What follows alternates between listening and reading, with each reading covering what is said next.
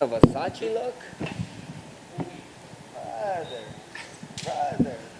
Who's paying this guy? Well, Max, two big wins to kind of earn your way back here, man. Not asking for any gifts, but making your way back here. What's the feel like? Kind of putting in that work and getting back to this spot. I feel great. I feel good. I mean, I've been saying it. Every fight we go in is 0-0. Every fight we attack like it's my first fight and my last fight. And I carry myself like a champion. It's not a champion mindset. It's a champion responsibility. And that's what we do. 10 rounds with a guy. I mean, does that make preparation for this fight easier or more difficult? I mean, I had 10 rounds with a guy. I mean, if you watch from the first to the second fight, two different fighters, and from the second to this fight is going to be different fighters again. But I feel good. I feel great. I feel on. I got to spend 15 minutes with this guy, 10 rounds with this guy. I've been saying it all week, man. You guys be blessed if we go above 3. I can't wait. I mean, you've been in nothing but big fights for years now, right? But I mean, the circumstances around this one, the trilogy, kind of what's at stake. I mean, does this feel like a different moment for you, or a more important moment than maybe some of your other fights? This legacy is a legacy fight, 100%. As you said, you guys all know what pound for pound ranking he is. You guys know what pound for pound ranking I am, and we're on the higher end of the pound for pound ranks, and these don't happen in the past decade. I mean, it did only once come to mind, and that's DC and Jones. So this is a legacy fight. This is huge in every way. To be honest, I really, like people calling us the main event of this card, and that's saying a lot. That's saying a lot about this fight. So that's what it is. Does this have to be a finish? I mean, given how close the other fights were and how the judges kind of broke your heart a little bit, I mean, do you feel like I gotta finish this fight? We see what happens, at the end of the day, it is what it was. You don't cry over spilt milk, like you said. The first two fights, even the second fight, Dana White said what he said. About half of the UFC roster said what they said. So at the end of the day, I wasn't trying to add no fuel to the fire. You let it go, you move on, and we did what we did. We're here now. Nice. Last thing for me, I know you got to focus on Saturday night and getting that win, but where does this rivalry go? I mean, do we go 4? Do we go 5? Like, what has to do to put an end to this? We see what happens, First things first is getting the job done on Saturday. My name ain't Dana White, as you know. It ain't Sean Shelby, McMahon, Hunter Campbell. I don't meet with these guys on Tuesdays, so that's their job. I'm no matchmaker. I'm a fighter. Whatever they want to do, we want to do. There's a lot of history in a weight class above me that I have, and I got a history with the guy who I consider stood the champ there. I'm a short list for Conor, and there's a bunch of dream matchups that fans want to see at 55 for me. So we'll see what happens. But first thing first, Alex got my full attention, and I can't wait to go out there and show the world why I'm one of the best to ever do this and to ever be in this game. Max, back here to your left. There's been a lot of talk about fire, like Khabib Nurmagomedov saying he thinks Volkanovski has more fire than you heading into that. Yeah. What do you think he means by that? Because you seem pretty fired up right now, and you've certainly shown a lot of fire in your last two performances. I mean, what I think Khabib means, I think Alex should be happy. He got a fan watching his cooking shows. That's probably the fire he's talking about, So at the end of the day, I'm playing video games, so I guess you can't really see the fire. I mean, I scream when my guys and my teammates screw up, or when I screw up, and that's pretty fire to me. But Khabib actually probably sees literally fire on the grill that Alex is using to cook, so that's probably where it got from. Personally, I feel that your second fight with Alex is one of the most criminally underrated fights of all time. Just what you were able to learn from the first fight, what he was able to learn from the first fight, and vice versa. I know you like to separate yourself from the sport a little bit, but have you gone back recently and watched that second fight? And if so, what stands out to you about it? Not recently, but I did watch it. I sat with my team and we watched it together, and we just broke down. It was two different guys, and you saw two guys in there grow from the first fight, and then you saw two guys in there grow during the fight. Which is pretty good. When you're at this level, at this high level, that's what you got to do to separate yourself from the pack. Last thing for me, and this might be the most important question of all, where are we at with the floral shorts? Are we making any headway on that? With the floor shorts, I checked in yesterday. I didn't have no floor shorts, but don't worry, guys. I got all you guys. ShopMaxHolloway.com. We have our own floor shorts that we dropped. I better see all you guys in them. Max, just a couple here. Keep my hand nice and high. You're a very relaxed person, but going into that Calvin Kattar fight, you were literally yelling at not just him, but everyone cage side that you were the best boxer. It was a different kind of energy I felt than like the Brian Ortega fight where you put up his gloves and teach him how to box. How much emotion were you carrying into that fight from the second Volkanovski fight? None, zero. Okay. I mean, all that emotion was from that fight. You're only as good as your last fight. A lot of people forgot about, like, you only get judged off your last fight. So, it is what it is. Kattar was new blood. He was older than me. He's calling me a freshman. You know what I mean? He said, people was saying, toting that he was the best boxer in UFC. And there's level to this game, and I wanted to show it, and I went out there and I did. And I believe with the Kattar fight, I think so we had some fans. We had some fans in attendance, so that fired me up a little bit, So you think I was screaming then, wait Saturday night. It would be, this is the 9th island. A bunch of Hawaiians it's gonna be a Hawaiian pro crowd in there. It's gonna be insane. I would be surprised if people stay after my fight for that main event, because it's gonna be so pro Hawaiian. It's gonna be ridiculous. What's the biggest difference between the Holloway now versus the first or the second Volkanovski fight? I'd whoop both of their asses, like plain and simple. You get better. You need to get better in this game. If you stay the same, you do the same stuff, then you're not gonna grow in anything you do. Even in what you guys do. So I'm way better. I feel better. I feel great. I look great. I just can't wait to go out there and do it. Last thing, and I'll let you go here. Since you brought it up, I am also a screamer when I game. How would your wife describe you when you're playing video games? Oh, she. A nutcase, probably.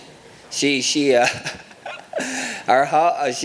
me. She hears me to the walls. I'm pounding my feet. I'm on the second floor of the house, so like pounding my feet and screaming. So it's good fun. I'm a competitive man, and I just want to win. So when I don't win or something, or I do a stupid play, I'm like screaming at myself. Thank you, brother. Max, over here to your left, right here. A lot of fans are saying that whoever wins this fight will determine who the greatest featherweight of all time is. Do you also see it that way? Not at all. Not at all. A lot of fans, a lot of people is saying it, and do we forget the man Jose Aldo? The man got 8 title fights. I got 8 title wins, actually. I have 5 title wins. And until somebody can beat his records as a champion, with the 8 title wins, then they can consider themselves the GOAT in featherweight, So I got 5 to be here against Alex to get my 6th title win. That's just a cherry on top, man. With fans and everything, it's going to be amazing. And Josh Emmett says that he deserves the next title shot. He says that he's the #1 contender. He'll be their cage side. Do you also see him as a #1 contender to fight the winner of this one? Like I said, man, I ain't a matchmaker. I do what he do. He can say whatever he want to say, believe what he want to say. I mean, at the end of the day, Dana White, UFC, that's all their job to worry about. And all I got to worry about is one guy, Saturday night. That's Alex, and that's my full focus. Max over here. Max right here. Right here, Max. To the back. Just one. You're also being honored this week with the Hall of Fame, with the Forrest Griffin Award. I mean, Yes, sir. obviously every fighter, I think, wants to get in there for their fights and for their work inside the cage. But what does it mean to you to get this particular award? And also, will you be at the ceremony on Thursday? That award means a lot. It means a lot to me. Being able to give back to people, to show. That's what this life is about. You know what I mean? Like, especially during the pandemic, it was insane, and seeing people go through tough times, meeting the kids at St. Jude's, giving back to the Hawaii Food Bank, all these things, all my partnerships with everyone. That's what life is about, If you can give back and inspire people, and I'm in a position to be able to give back and inspire, so why not do it, Because you never know who you can touch in that day. And I won't be there this Thursday. I'll be doing some other things, You guys can see me a little bit lighter on Friday morning, so I won't be there. But tune in for it. It's gonna be a great show. Thank you. Max over here. In that Brian Ortega fight, that Volkanovski tight submission hold late in the fight, did you think Volkanovski was done at that point? And were you surprised to see him get out of it? I mean, I didn't watch it live. I saw the highlights, I saw the tape, and looked pretty deep, looked pretty tight, and I mean, that's just a champion mentality, champion mentality, and kudos to him, so it looked pretty cool. And speaking of Ortega, he's fighting in a few weeks against Yair Rodriguez. You fought both fighters. Who do you favor in that fight? How do you think that fight plays out? I will see what happens. Yair's a dog, man. A lot of people sleep on Yair. Yeah, he's really good. He's really good at mixing up and figuring things out. So, I mean, you look at my last fight with him. Was one of the a great fight actually, and not only our division and all of the UFC, I think. So, I think he's an amazing fighter. I think Brian is amazing. I think it'd be an action-packed fight, and made a better man win. And someone you almost fought, Khabib Nurmagomedov, is going into the Hall of Fame. Where do you rank him on the greatest of all time list from your perspective? Because obviously he never lost, but maybe didn't have the title defenses as some of the other names. I mean, I don't know. That's not my job to rank. And congrats to Khabib, being in the Hall of Fame. And I don't know the rankings. Like I have favorite fighters, and GSP and Anderson Silva is like 1 and 2, so they're like right there. So after that, I couldn't tell you. Thanks. Max, right here. Just curious off the back of your comments about Aldo still being the GOAT. I guess maybe the contrarian could say he came into the UFC and was the title holder right away. You had to put together a 10-fight winning streak just to get an interim title fight, and you beat a lot of the guys he defended his title against. So do you not think that does more for your resume, even though the wins are there, but maybe not the title defenses? I mean, it's cool. I got the wins, but the title defenses is the title defenses. That is the actual record. You know what I mean? He got 8 title wins. I got 5. Well, like I said, we're not that far behind him. So hopefully I can catch him. We see what happens, but he's the GOAT, bro. You can't take it away. Just because he got gifted it because he came from another event that UFC bought out, and he was the champion. It wasn't like a gift. Like, he's like, bro, you're the champion. I'm pretty sure if they told him, hey, you got to fight for the belt, he'd be like, I'll fight for the belt. I don't give a...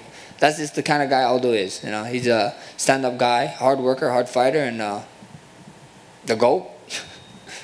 And just your thoughts on receiving that USADA jacket and kind of what the importance of representing yourself as a clean athlete means. I mean, it means a lot. It means a lot. It means a lot getting the 50. I want to get the 100 times. And it just means a lot, Being clean in the sport is tough, especially in this one, especially in this sport where how much mental and physical training you need to go through. So it's just amazing to do it, and I'm glad I'm doing my part in the sport, clean sport, better sport, and having fun.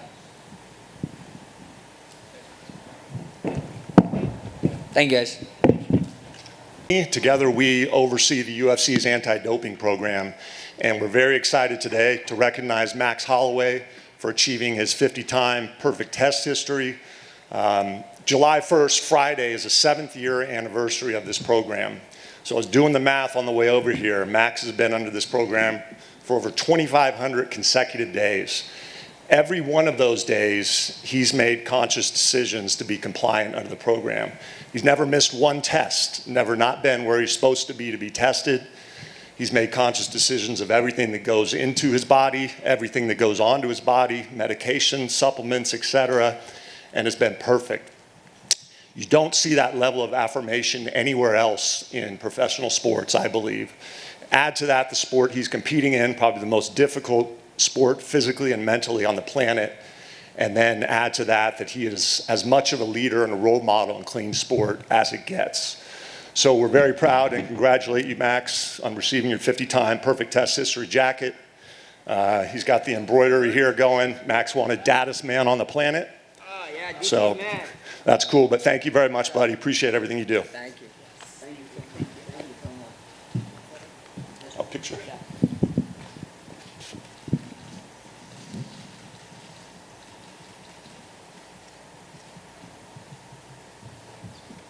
Thank you. Yes. Thank you.